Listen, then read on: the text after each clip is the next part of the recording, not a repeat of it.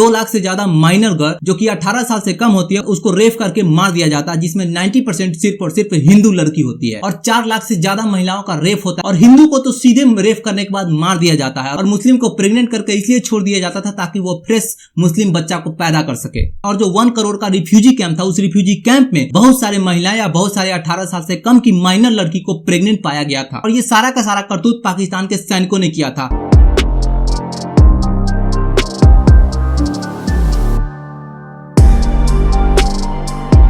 मोहम्मद अली जिन्ना पाकिस्तान को लेकर के ख्याली पुलाव बना रहे थे कि हाँ हमारा एक पाकिस्तान भी होगा 1947 में। उसी समय पे बंगाल के प्राइम मिनिस्टर ने ब्रिटिश इंडिया से 1946 से लेकर के 1947 में रिक्वेस्ट किया था माउंटबेटन से हमें इस तरीके का बंटवारा स्वीकार नहीं है, बट इनका कुछ चलता नहीं है और बंटवारा हो जाता है। उसके बाद बाउंड्री खींची जाती है 2 नेशन के लिए, पहला हिंदुस्तान और दूसरा पाकिस्तान, जिसमें पाकिस्तान को 2 एरिया दिया जाता है, एक भारत के माथे पे और एक भारत के पीछे। जो पूर्वी पाकिस्तान था उसे अभी हम लोग बांग्लादेश बुलाते हैं और जो पश्चिमी पाकिस्तान है उसे हम लोग अभी नॉर्मल पाकिस्तान बुलाते हैं। उसी समय पे 1948 में मात्र सिर्फ बंटवारे के 1 साल के बाद मोहम्मद अली जिन्ना ने पाकिस्तान में उर्दू को कंपलसरी और नेशनल लैंग्वेज बना दिया। उस समय पे पाकिस्तान में मात्र 4% ही लोग ऐसे थे जो उर्दू बोल सकते थे या उर्दू को समझ सकते थे, बाकी सब लुल थे, उर्दू न बोल सकते थे और ना समझ सकते थे। इसी बात को लेकर के बंगाल के जो लीडर थे उन्होंने मोहम्मद अली जिन्ना से ये बोला क्यों उर्दू भाषा को ही नेशनल लैंग्वेज बनाया जाए, बांग्लादेश को भी तो नेशनल लैंग्वेज बनाया जा सकता है ना। इसी बात से लेकर के पाकिस्तानी गुस्सा हो जाते हैं और बांग्लादेशी भी गुस्सा हो जाते हैं। तो बांग्लादेशी अपने लैंग्वेज को बचाने के लिए एक मूवमेंट चलाते हैं जिस मूवमेंट का नाम होता है बंगाली लैंग्वेज मूवमेंट। 1952 में एक प्रोटेस्ट होता है इस लैंग्वेज को लेकर के और बांग्लादेश की राजधानी ढाका में वहाँ पे मुस्लिम लीग पावर में होता है। वो इस मूवमेंट में बंगाली पे अटैक कर देता है और आंकड़ा 50-50 का रहता है, बहुत सारे लोग मरते हैं, बहुत सारे लोग घायल हो जाते हैं इसमें। अब बाद में मूवमेंट को बंद कर दिया जाता है क्योंकि मुस्लिम लीग बांग्लादेश की राजधानी ढाका में पावर में रहता है। उसके बाद बांग्लादेश के लोगों को ये लगा कि अगर अयूब खान को कश्मीर चाहिए तो वो आसानी से पूर्वी पाकिस्तान यानी कि बांग्लादेश को खाली कर देगा, बट ऐसा हुआ नहीं। मूवमेंट तौर तरीके और गृह युद्ध चलते रहे और बांग्लादेश को बर्बाद करने की साजिश पाकिस्तान अपने गंदे दिमाग से रच रहा था। तो उसके बाद क्या होता है कि समय बीतता है। समय बीतने के बाद 1970 में सन 1970 में एक साइक्लोन आता है जिस साइक्लोन का नाम भोला साइक्लोन दिया गया था, यानी कि जिसे बंगाली यानी कि बोले तो पूर्वी पाकिस्तान के जो लोग होते हैं उस भोला साइक्लोन से बहुत ही ज्यादा परेशान हो जाते हैं और पाकिस्तान इस पे बिल्कुल भी ध्यान नहीं देता है। अब भोला साइक्लोन आने की वजह से बांग्लादेश में स्थिति बहुत ज्यादा खराब हो जाती है। मतलब 1947 से लेकर के 1970 तक जो नॉर्मल पाकिस्तान है वो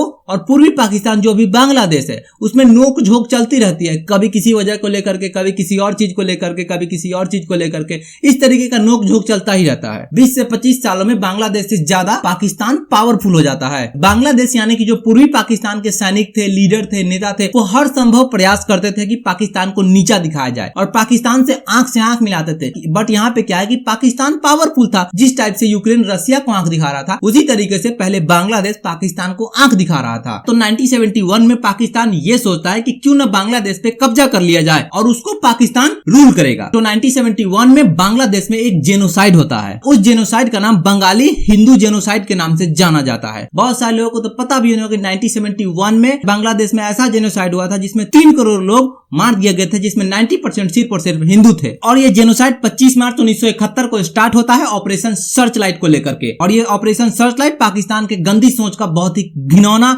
और घटिया पैदाइश था। आज इस जेनोसाइड के 52 साल बीत गए हैं और स्टिल आज तक कोई भी international community Bangladeshi Hindu genocide पे बात करना नहीं चाहता। हम मानते हैं कि सिचुएशन थोड़ा सा अलग है, बट अलग क्या है, इस पे बात करने में क्या दिक्कत है? पाकिस्तान को बोलो कि सॉरी बोले। और तुम्हें जानना है तो look and watch this full video. और ये जो ऑपरेशन चलाया गया था पाकिस्तानी सैनिकों के द्वारा 1971 में बांग्लादेश में एथनिक बंगाली और हिंदू रिलीजन कम्युनिटी जो ईस्ट पाकिस्तान में रहते थे उसका जेनोसाइड किया जाता है और मार दिया जाता है। बड़ी बेदर्दी से मारा जाता। हम और तुम तो उस टाइम पे नहीं थे, बट जो लोग थे जिसका रेप हुआ है उसके बारे में तुम सुन सकते हो या देख भी सकते हो। मेरे सामने तलवार मार के गर्दन के ऐसा की। अब हम ये समझने की कोशिश करते हैं कि पाकिस्तान का जो ऑपरेशन सर्च लाइट था वो क्या था और क्यों किया गया था और किस इसलिए जेनोसाइड किया गया। और कौन करवाया, सब कुछ समझने की कोशिश करते हैं। शेख मुजीबुर रहमान के नेतृत्व में आवामी लीग ने 1970 के पाकिस्तानी आम चुनाव में बहुमत से जीत जाता है। तो शेख मुजीबुर रहमान को पाकिस्तान का प्रधानमंत्री बनना चाहिए था, बट ऐसा होता नहीं है क्योंकि पाकिस्तान ने आवामी लीग को सत्ता देने से इनकार कर देता है। फिर जनवरी 1971 में अयान खान, पीपीपी के लीडर जुल्फिकार अली भुट्टो और पाकिस्तान मिलिट्री चीफ के अधिकारी, ये तीनों मिल करके लड़काना में एक बैठक करते हैं कि क्या पाकिस्तान को सत्ता देना चाहिए या फिर सैन्य कार्रवाई करनी चाहिए पूर्वी पाकिस्तान पे। तो फैसला जो होता है तो सैन्य कार्रवाई के पक्ष में आता है, मतलब मिलिट्री ऑपरेशन किया जाएगा बांग्लादेश में। और ये तीनों ने इसी गंदा ऑपरेशन का नाम दिया ऑपरेशन सर्चलाइट। उसके बाद बलूचिस्तान के कसाई के नाम से विख्यात जनरल टीका खान को बांग्लादेश का मेजर जनरल बना दिया जाता है, जिसे बलूचिस्तान का कसाई बोला जाता था। उसे बलूचिस्तान के एक्सपीरियंस से ये पता था कि अपना जमीन को कैसे कब्जा किया जाता है, वहाँ के लोगों को किस तरीके प्रताड़ित किया जाता है, वहाँ के लोगों को किस तरीके से मारा जाता है। तो टीका खान ने एक बयान जारी करता है और साफ साफ बोलता है कि हमें बांग्लादेश के लोगों की कोई जरूरत नहीं है, हमें बस वहाँ की जमीन चाहिए, बाकी कुछ भी नहीं चाहिए। जब ये जनरल टीका खान इस तरीके के बयानबाजी कर रहे थे, उस समय पे जनरल टीका खान के अंदर में काम कर रहे मेजर जनरल राव फरमान अली अपनी डायरी में लिखते हैं, पूर्वी पाकिस्तान यानी कि बांग्लादेश की हरी मिट्टी अब लाल हो जाएगी। फरमान अली ने अपनी डायरी में सूचीबद्ध मतलब क्रमबद्ध करके लिखा गया था कि बांग्लादेश में किन किन लोगों को कैसे कैसे मारा गया है। बांग्लादेश की आजादी के बाद इस डायरी के कुछ पन्ने को गवर्नर जनरल से बरामद किया गया था, मतलब बचा लिया गया था 3-4 पन्ने को, बाकी पाकिस्तानियों लेकर भाग गए थे। जनवरी बीत जाता है, फरवरी बीत जाता है, लेकिन इन 2 महीनों में पाकिस्तान अपनी सेना को बांग्लादेश भेजता रहता है, मतलब सैन्य कार्रवाई करने के लिए बांग्लादेश में अपनी सेना को भेजता रहता है जनरल टीका खान और अयान खान। और फिर आ जाता है मार्च 1971, क्योंकि सैनिक और हथियारों को पाकिस्तान अपने पाकिस्तान से उड़ा चुका था बांग्लादेश के लिए। PIA Pakistan international airlines 22 Baloch regiment और 13 फ्रंटियर फोर्स रेजिमेंट के सैनिक को नागरिकी पोशाक में ढाका में उतारा गया था। पाकिस्तान इंटरनेशनल एयरलाइंस की जो बंगाली टीम थी और वहाँ के जो अधिकारी थे, इस मूवमेंट के बारे में उनको पता चलता है, तो वो लोग ये सोचते हैं कि हम इस दोनों प्लेन को गिरा देंगे। पाकिस्तान के इंटेलिजेंस एजेंसी इसे पकड़ लेती है। उसके बाद पाकिस्तान एयरफोर्स ने PIA को अपने कब्जे में कर लेता है और फिर मूवमेंट स्टार्ट रहता है और हल्के हथियारों को वायु मार्ग से ले जाया गया, भारी हथियार और तोप को जहाज से लाया गया था और 7000 टन गोला बारूद लेकर के चटगांव बंदरगाह पर एक जहाज आकर रुकती है और यहीं से शुरू होता है मौत का नंगा नाच, पाकिस्तान की गंदी सोच और गंदी सोच की करतूत।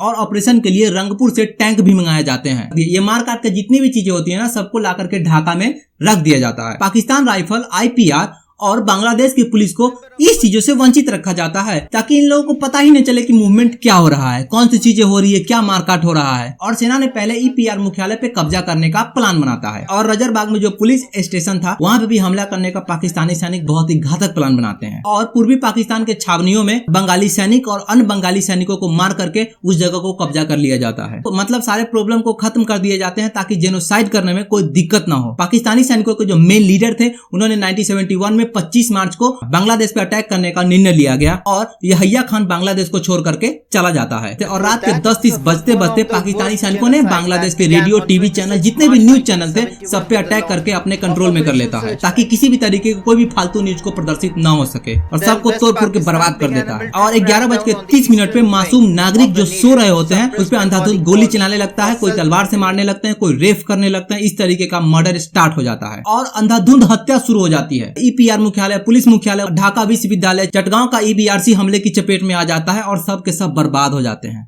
मात्र 1 घंटे के अंदर में। और दूसरी चरण में पाकिस्तान की सेना ने बांग्लादेश के नॉर्मल नागरिक को मारना स्टार्ट कर देता है। इतना घातक हमला होता है कि 1 मिनट के अंदर में 800 आदमी को मारा जा रहा था उस समय पे। और ये मौत का खेल अगले 9 महीने यानी कि मार्च से लेकर के दिसंबर तक चलता है। और लास्ट में जब जेनोसाइड का अंतिम चरण हो जाता है, जब सीमा पार कर देते हैं पाकिस्तानी के सैनिकों, तो वहाँ पे इंडियन आर्मी को इम्प्लीमेंट की जाती है। बांग्लादेश की जो हिंदू सेना थी और बांग्लादेश की जो मुक्ति वाहिनी सेना थी, उन दोनों ने मिलकर के पाकिस्तान के 90,000 सैनिकों को घुटने टेकने पे मजबूर किया गया, यानी कि सरेंडर करने पे मजबूर किया गया था। ये ऐसा मौत का आंकड़ा था जो वर्ल्ड वार 2 के बाद सबसे ज्यादा था। सोचो कितना मौतें हुई होगी एक नॉर्मल राज्य में। के बाद क्या होता है कि शेख मुजीबुर रहमान को अरेस्ट कर लिया जाता है और 12 बजे रात्रि के कुछ देर बाद बांग्लादेश को आजाद घोषित कर दिया जाता है। शेख मुजीबुर रहमान ने लोगों को यह बताया था कि पाकिस्तान हमें कभी अपने चैन के सुख जीने नहीं देगा। पाकिस्तान हमेशा नफरत के बारे में सोचता है, पाकिस्तान हमेशा अपने पाकिस्तान के बारे में सोचता है, हमारे बांग्लादेश के बारे में नहीं सोचता है। इन्हीं सब बातों को शेख मुजीबुर रहमान ने बांग्लादेशियों को बताया था। इसी वजह से बांग्लादेशी आजादी आतंकवादी चिल्ला रहे थे, तो पाकिस्तान के सैनिकों ने इन पे अटैक करके इस तरीके का जेनोसाइड किया। बाद में जाकर के बांग्लादेश रात के 12 बजे आजाद घोषित कर दिया जाता है 1971 में दिसंबर महीने में। इस पाकिस्तान के जेनोसाइड में 3 करोड़ लोग मारे जाते हैं और 1 करोड़ को रिफ्यूजी बना करके रिफ्यूजी कैंप में भेज दिया जाता है। 2 लाख से ज्यादा माइनर गर्ल जो कि 18 साल से कम होती है उसको रेप करके मार दिया जाता है, जिसमें 90% सिर्फ और सिर्फ हिंदू लड़की होती है। और 4 लाख से ज्यादा महिलाओं का रेप होता है और हिंदू को तो सीधे रेप करने के बाद मार दिया जाता है और मुस्लिम को प्रेग्नेंट करके इसलिए छोड़ दिया जाता था ताकि वो फ्रेश मुस्लिम बच्चा को पैदा कर सके। और जो 1 करोड़ का रिफ्यूजी कैंप था, उस रिफ्यूजी कैंप में बहुत सारे महिलाएं या बहुत सारे 18 साल से कम की माइनर लड़की को प्रेग्नेंट पाया गया था। और ये सारा का सारा करतूत पाकिस्तान के सैनिकों ने किया था और हम लोग इसे आज भूल गए हैं। अच्छा है कि पाकिस्तान में भी हमला हो रहा है, मार काट के खुद ही मर जाओ। बांग्लादेश की एक यूनिवर्सिटी नंगी लड़की को पंखा से लटकते हुए पाया गया था और बाद में जब उस लड़की की तहकीकात की गई तो पता चला कि वो एक हिंदू लड़की थी जिसे पहले रेप किया गया, बहुत मारा गया और वो जब नहीं मरी तो उसे रस्सी से मारा गया और फिर भी नहीं मरी तो गोली मार करके पंखा में टांग दिया गया। इस जेनोसाइड यानी कि मौत के तांडव के बाद इसके बाद एक रिपोर्ट पब्लिक होता है the Sunday times on London 13 जून 1971 को और उस आर्टिकल का टॉपिक होता है जेनोसाइड और उसमें लिखा होता है कि मैंने बांग्लादेश में सिर्फ और सिर्फ हिंदू भाई बहनों का चीख पुकार को सुना गया है। मतलब बांग्लादेश में जितने भी हिंदू थे सबको मार दिया गया था, बोले तो 80% हिंदू को मार दिया गया था बांग्लादेश में। और ये लंदन की अखबार ये लिखता है कि घर घर जा करके दरवाजे पे जाकर के पाकिस्तानी सेना इस तरीके का गंदा घिनौनी हरकतें करता था और सिर्फ हमें 90% हिंदू भाई बहने का चीख पुकार सुनाई दे रहा था। ये अखबार इस तरीके का आर्टिकल को छापता है। 17 साल की लड़की और लड़का जिसका उस दिन शादी होता है, लड़का को मार दिया जाता है और लड़की को 2 पाकिस्तानी अफसर रेप करके भाग जाते हैं वहां से। ये कितना घिनौना काम था बलूचिस्तान के कसाई को लेकर के। साला सही में बलूचिस्तान का कसाई था। पाकिस्तान के जो इमाम थे और मुस्लिम लीग के जो भी लीडर थे वो आपको पता है बंगाल की औरत को क्या बुलाते थे? गोनोमीटर माल। वार करते मतलब वार बूटी करते हैं। और पाकिस्तान के जो इमाम थे वो खुली छूट देते थे पाकिस्तान की आर्मी को और सपोर्ट करते थे कि डू द रेप, तुम रेप कर सकते हो, मार सकते हो। हिंदू जो औरत और लड़की होती है उसको रेप करके मार के छोड़ दिया जाता और जो मुस्लिम औरत थी उसको प्रेग्नेंट करके छोड़ दिया जाता था ताकि वो फ्रेश मुस्लिम बच्चा को पैदा कर सके और हमारी जनसंख्या में वृद्धि हो सके और हमारा अवाम बहुत आगे बढ़ सके। ये गंदा माहौल क्रिएट किया था 1971 में पाकिस्तानियों ने बांग्लादेश में। ये सब नफरत का बाजार किसने फैलाया था? मोहम्मद अली जिन्ना ने एक छोटी सी गलती करके जो पाकिस्तान में उर्दू लैंग्वेज को इंटरनेशनल लैंग्वेज बना दिया था, जबकि इंटरनेशनल लैंग्वेज तो हमारा इंग्लिश है। इसीलिए बोलते हैं बंगाल हिंदू जेनोसाइड, यानी कि वो हमारे कभी भाईचारे का संबोधित किया ही नहीं, यानी कि वो कभी भाईचारे का परिचय दिया ही नहीं। सिर्फ वो भाई हैं, हम साला चारा हैं। मतलब सोचो ना बंटवारा करने वाले कितने गंदे थे कि भारत के नक्शे में ऊपर और नीचे दोनों का एरिया पाकिस्तान को दे दिया था ताकि दोनों तरफ से पाकिस्तान इंडिया को परेशान करे। बगल में तो चाइना है ही है। मुझे लगता है आप लोग इस ईस्ट पाकिस्तान के जेनोसाइड को भूले नहीं है। अगर मुझसे कोई गलती हुई है या फिर कोई ऐसा टॉपिक जो छूट गया है तो आप लोग कमेंट कर सकते हैं। Thank you very much, have a nice day, goodbye, see you soon and do subscribe. हमें 1000 सब्सक्राइबर जल्दी करना है। Thank you very much.